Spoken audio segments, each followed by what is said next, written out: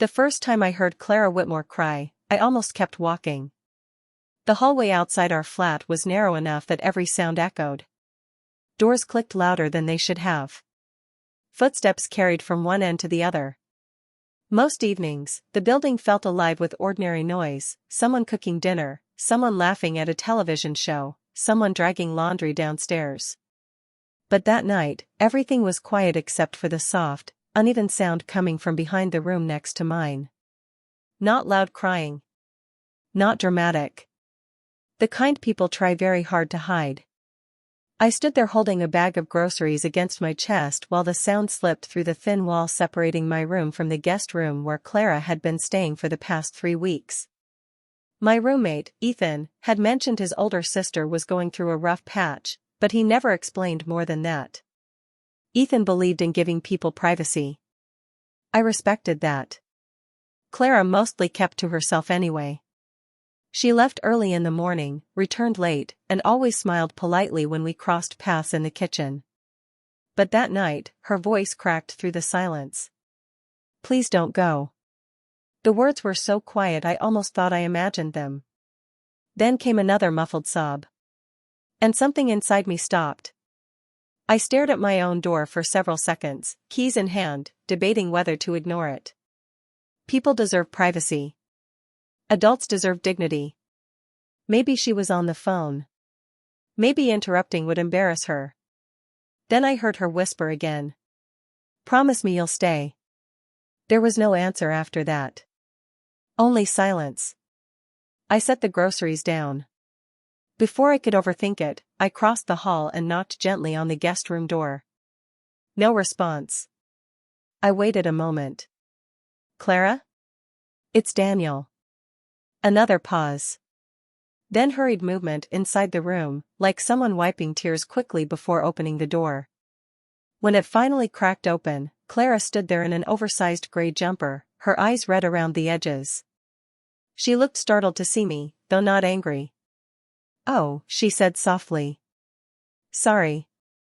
Did I wake you?" "It's only 8:30. A weak smile touched her face. "Right. Sorry." I glanced toward the room behind her. A lamp glowed beside the bed. A suitcase sat half unpacked near the wall, exactly as it had been since she arrived. "I heard you crying," I admitted carefully. "I just wanted to make sure you were okay." For a second, I thought she might deny it. Instead, her shoulders sagged with exhaustion. That obvious, was it? Only because the walls are paper thin. She gave a tiny laugh at that, though it disappeared quickly. "I'm fine," she said automatically.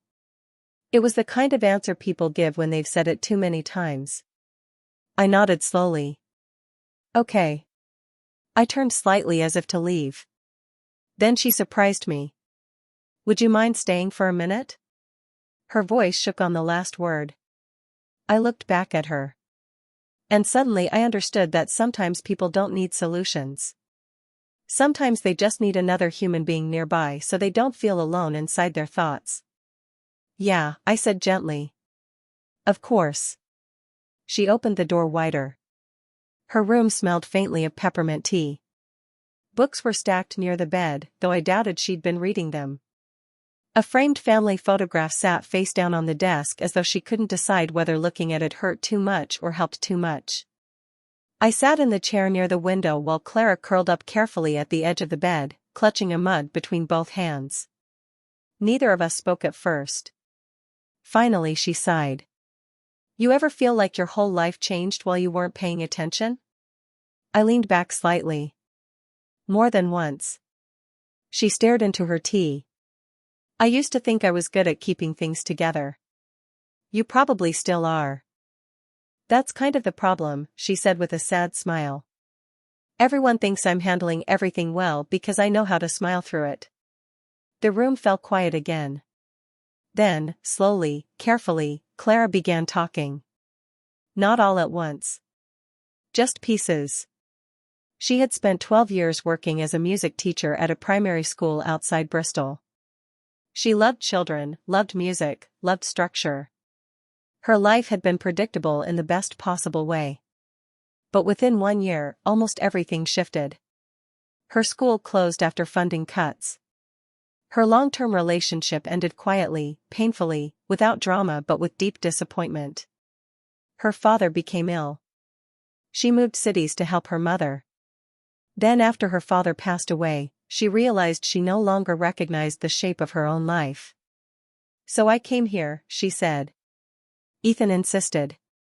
"That sounds like a good brother." "He is." Her eyes watered again. "But I hate feeling like a burden." "You're not. You barely know me." "I know enough." She looked at me then, really looked at me, as if trying to determine whether I actually meant it. "I heard you talking to someone," I said carefully. "Earlier." Her expression changed. "Oh." She glanced downward. "I wasn't talking to someone." I frowned slightly. She reached beside the bed and picked up an old voice recorder no bigger than her palm. "My dad used to leave recordings," she explained softly. "Little messages. Reminders. Terrible jokes." A shaky laugh escaped her. "I found them again yesterday." Understanding settled heavily in the room. "The one tonight," she continued, "was from when Mom was in hospital years ago. He said if anything ever happened to him first, I had to promise not to disappear from everyone." Her voice cracked. "He said isolation makes grief louder." I swallowed carefully. "And tonight," she whispered, "I think I finally understood what he meant." The room stayed still for a long moment. Then I said quietly, "You don't have to disappear." Something about those words broke the final wall she'd been holding up. Not dramatically. Just honestly. Tears slipped down her face while she covered her mouth, embarrassed by them. I moved the tissue box from the desk toward her without saying anything. "Sorry," she whispered. "You never have to apologize for being human." She smiled weakly through tears. "That sounds like something my dad would have said." "Well," I replied, "he sounds smart." That earned a real laugh. Small, but real. And somehow, from that night onward, everything changed. Not suddenly. Not magically. But steadily. The next morning, Clara was already in the kitchen when I came downstairs. She stood near the stove making toast while Ethan searched for coffee. "Daniel," Ethan said immediately, "did you use the last clean mug again?" "I cleaned it." "You rinsed it." "That counts emotionally." Clara laughed into her tea. Ethan blinked dramatically. She laughed. "Daniel, whatever you did, keep doing it." Clara rolled her eyes, though her smile lingered. Over the next few weeks, our flat settled into new rhythms. Ethan worked long shifts at the hospital, which often left Clara and me sharing quiet evenings together. At first, conversation stayed light: films, music, terrible takeaway food, childhood stories. But slowly deeper things surfaced too. I learned Clara played piano beautifully but hadn't touched one in nearly a year. I learned she collected second-hand books with handwritten notes inside them because she liked evidence that stories travel. I learned grief wasn't always loud. Sometimes it looked like forgetting to eat lunch. Sometimes it sounded like pretending to be cheerful until everyone else went to bed. And she learned things about me too. Like how I still kept unopened letters from my mother because hearing from her mattered more than replying. How I'd once spent 6 months unemployed and too embarrassed to tell my friends. How loneliness could exist even inside crowded rooms. One evening, Clara found me sitting alone in the lounge staring blankly at my laptop. "You've been reading the same email for 10 minutes, she observed. I rubbed my face. "Job application rejection." "Ah. They said they went with someone who had more leadership experience.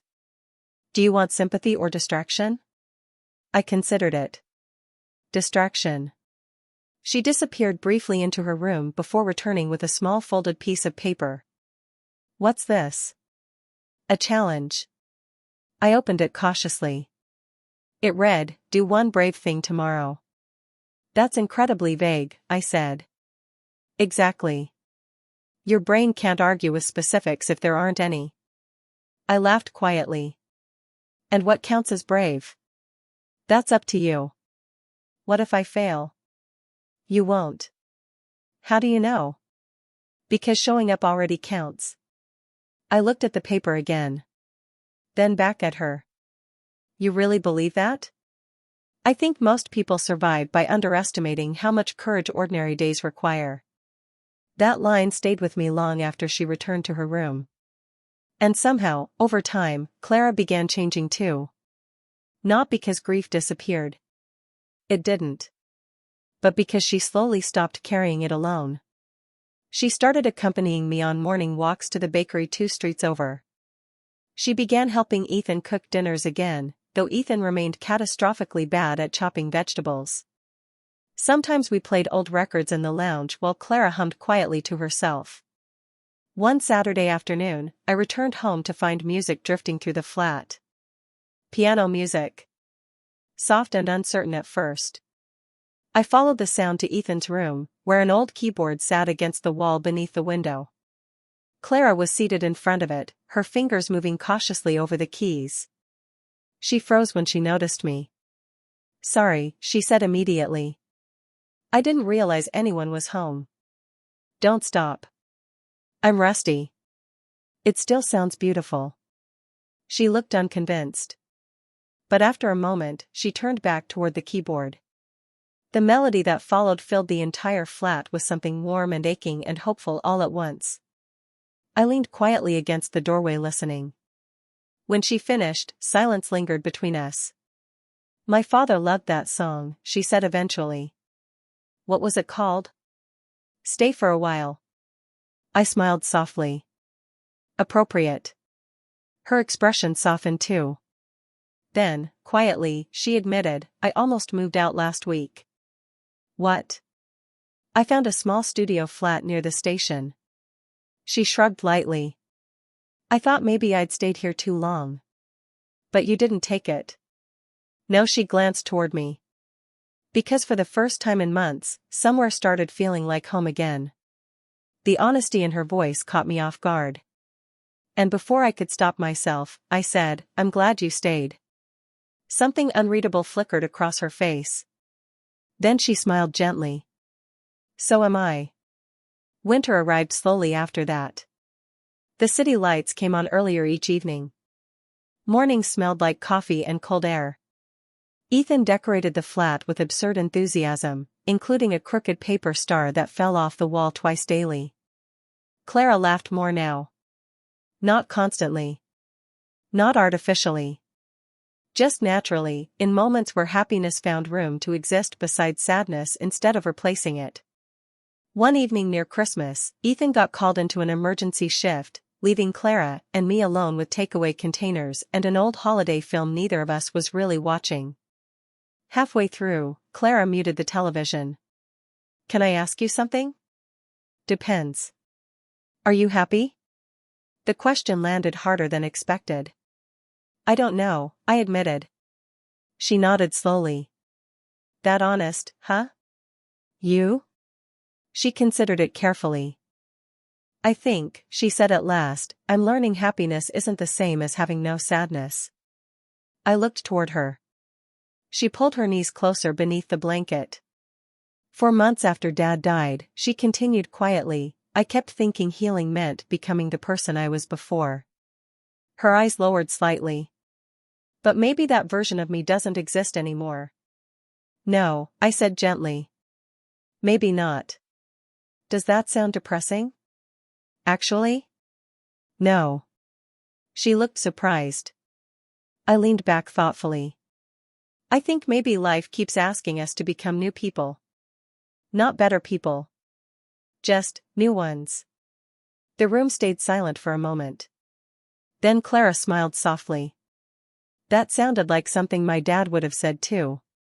Your dad and I would have gotten along brilliantly.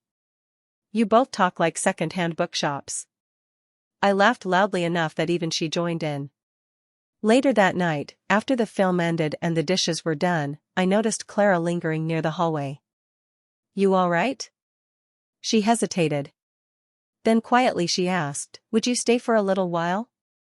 The words instantly carried me back to that first night outside her door. But this time, they sounded different. Not desperate. Just honest. Yeah, I said. Always. We sat in the lounge talking until nearly 2 in the morning. About dreams we'd abandoned. About childhood fears. About the strange ways people save each other without realizing. At one point Clara admitted she'd started applying for teaching positions again. I had an interview yesterday, she confessed nervously. What? Why didn't you tell us? Because if I didn't get it, I didn't want everyone disappointed. And? A slow smile spread across her face. I got the job. I stood so quickly I nearly knocked over my tea. That's amazing. She laughed as I pulled her into a spontaneous hug before remembering halfway through that we weren't technically people who hugged often. But Clara hugged back anyway. And for a brief second, the loneliness both of us had carried for so long seemed smaller than before. By February, Clara had started teaching at a local primary school. The difference in her was impossible to miss. She still had difficult days. Sometimes grief returned unexpectedly, a song, a photograph, a birthday reminder. But now she talked about those moments instead of hiding from them. One evening she came home carrying a stack of handmade cards from her students. Apparently, she announced proudly, I'm officially the nicest teacher in year 4. Strong achievement, I said. One child drew me as a giraffe, though. Ethan looked over her shoulder. That's definitely you. Clara gasped dramatically. Traitor. I watched them teasing each other across the kitchen and realized something quietly important. Healing rarely arrives as one grand moment. Usually it comes disguised as ordinary evenings. Shared dinners. Inside jokes. Someone remembering how you take your tea. Someone noticing when you go quiet. Someone knocking on your door.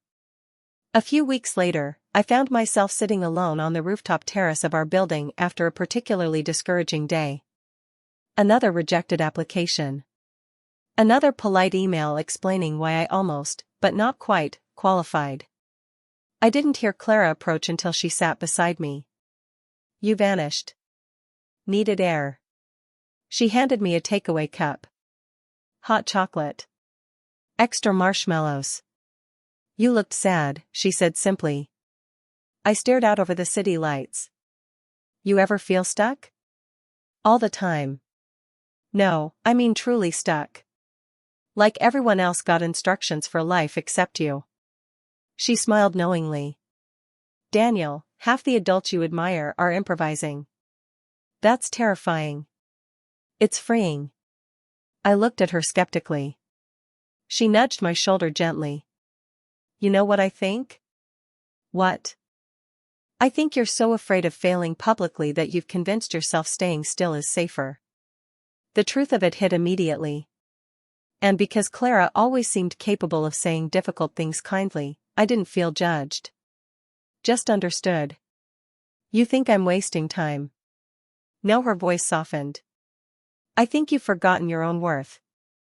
I looked down quietly. Then Clara added, you stayed when a stranger needed someone. You make people feel less alone. Do you understand how rare that is? Emotion tightened unexpectedly in my chest. Because sometimes the words that change us most are the ones we never believed anyone noticed. Spring arrived with longer evenings and open windows. Life continued unfolding in small, meaningful ways. Ethan got promoted at the hospital. Clara organized a school music performance that left half the parents crying proudly. And I finally accepted a position at a community outreach center helping young adults find employment opportunities. The first day I received the offer, I walked home grinning like an idiot. Clara opened the door before I even reached for my keys. You got it, she said immediately. How do you know? You only smile like that when something matters. I laughed. I got it. She threw her arms around me before I could finish the sentence. Ethan nearly dropped an entire bowl of pasta when we told him. That night the three of us celebrated with cheap pizza, terrible singing, and far too much lemonade. At one point, while Ethan searched unsuccessfully for a bottle opener, Clara leaned quietly toward me. "You know," she said softly, "I don't think you realize something." "What?" "You saved me a little." I blinked. "No," I said carefully. "You saved yourself." "Maybe." She smiled gently. "But you helped remind me I was worth saving." For a moment, neither of us spoke. Then Ethan shouted from the kitchen, "If nobody opens this bottle soon, I'm using medical scissors." And the moment dissolved into laughter. Months later, on the anniversary of her father's passing, Clara visited the seaside town where he used to take her as a child. She asked if I wanted to come. We spent the afternoon walking along quiet cliffs overlooking the water while gulls circled overhead. At sunset, Clara pulled the old voice recorder from her coat pocket. "I haven't listened to these in weeks," she admitted. "You don't have to." "I know." She turned the recorder over thoughtfully in her hands. Then, after a long silence, she smiled. "I think he'd like you." "That's fortunate. I've been trying very hard." She laughed softly before staring out toward the sea again. "You know what the strange thing is," she said. "When Dad first said, 'Promise me you'll stay,' I thought he meant stay alive." I looked toward her carefully. "But now I think he meant something bigger." Her eyes glistened in the fading light. "Stay connected. Stay open. Stay present in people's lives even after loss makes hiding easier." The wind moved gently around us. Then Clara turned toward me fully. "And you did that for me." I swallowed hard. "You knocked on the door." Such a small thing. A knock. A pause. A choice not to walk away. Yet sometimes the smallest moments become turning points in someone's life without either person realizing it at the time. As the sun disappeared beyond the horizon, Clara slipped the recorder back into her pocket. "I think I'm finally okay," she whispered. And for the first time since I'd met her, I believed she truly meant it. That night, back at the flat, Ethan fell asleep halfway through a film while Clara and I sat quietly nearby. The room glowed softly from the television screen. Outside, the city carried on as always. Ordinary. Busy. Full of strangers crossing paths every second without knowing the weight others carried. Clara looked toward me suddenly. "You know something?" "What?" "I almost never opened the door for anyone back then." "Why'd you open it for me?" She smiled thoughtfully. "Because you knocked like you genuinely cared what happened next." The simplicity of that answer stayed with me long after. Because the truth is, most people are carrying invisible things. Grief. Fear. Loneliness. Disappointment. And often, they become so used to hiding those feelings that they stop expecting anyone to notice. But kindness notices. Kindness pauses. Kindness knocks. Not to rescue people dramatically. Not to fix every wound. Just to remind someone they do not have to face life alone. Years later, I would still remember that hallway. The groceries slipping from my arms. The hesitation before knocking. The trembling voice whispering, "Promise me you'll stay." And I would realize that sometimes the most important thing we can offer another person is simply our presence. A chair pulled closer. A conversation that lasts longer than expected. A decision to remain when leaving would be easier. Because hope rarely enters lives all at once. Usually it arrives quietly. Looking a lot like compassion. Looking a lot like patience. Looking a lot like one human being choosing another human being and saying, "You matter enough for me to stay."